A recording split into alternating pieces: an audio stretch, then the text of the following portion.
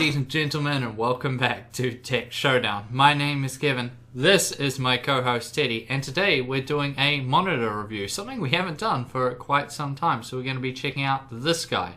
It's the AOC U2879VF 28-inch 3840 by 2160, so 4K FreeSync gaming monitor. And we'll jump right into it then with the key specs. So it's coming with a 10-bit 4K TN panel. Response time is 1 ms gray to gray. Refresh rate is 60 Hz and a contrast ratio of 1000 to 1. It has no speakers and it's coming with an external power supply. So let's move over then and talk about the design then. So a few people might be a little bit upset or offended even maybe that it has a glossy black front on the bezels there. A lot of people don't like that. Personally, I don't mind it that much. I don't think it's that big of a deal, but other people seem to think it is. Around the back, it's a similar affair, just a sort of more like a brushed approach, I suppose. The stand is grey and it looks pretty decent, but overall this is a pretty basic looking monitor. It's not going to blow anybody away, but it's going to be good for the people that want something a bit more minimalistic. Now, as far as adjustments go, yeah, you're not really getting much.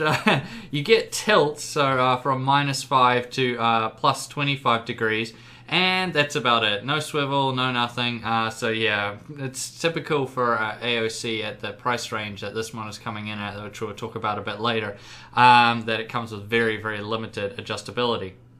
Now, as far as I/O goes, from left to right, it's coming with dual link DVI, HDMI-MHL, DisplayPort, VGA, audio out, and the power in. So that's all pretty standard there. You're probably going to be either just using the HDMI or the DisplayPort, so that's really good there. Maybe not as many as people want, and no USB, which might just disappoint some people, but personally I don't think that was an issue at all. Now, as far as image quality goes, so what is it actually like to use? So color reproduction is decent straight out of the box. I actually thought it was pretty damn good. It's yeah, definitely very usable straight out of the box. The response time is absolutely fantastic. I had no ghosting in all the games I was playing. It was really, really good. So that's really nice. And of course, FreeSync, which is only for AMD graphics cards as of right now, works fantastic also. So this monitor is going to be a lot more beneficial for those of you out there who are running an AMD graphics card as opposed to those out there who are running an NVIDIA graphics card. Now, the one big downside of TN is the viewing angles, and again, it was pretty terrible when it came to this display. Viewing angles are not very good.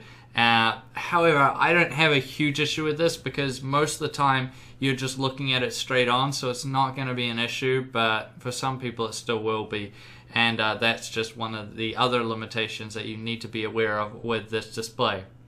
So what is it like in general then? So for typing up my scripts and everything else, it's been fantastic for that. You know, 4K gives you so much screen real estate. I mean, it's 4 times 1080p. So that's really, really good. Heaps of screen real estate to do everything you need to on it, and the scaling in Windows 10 is fantastic by comparison to previous versions of Windows. So that's good. Editing,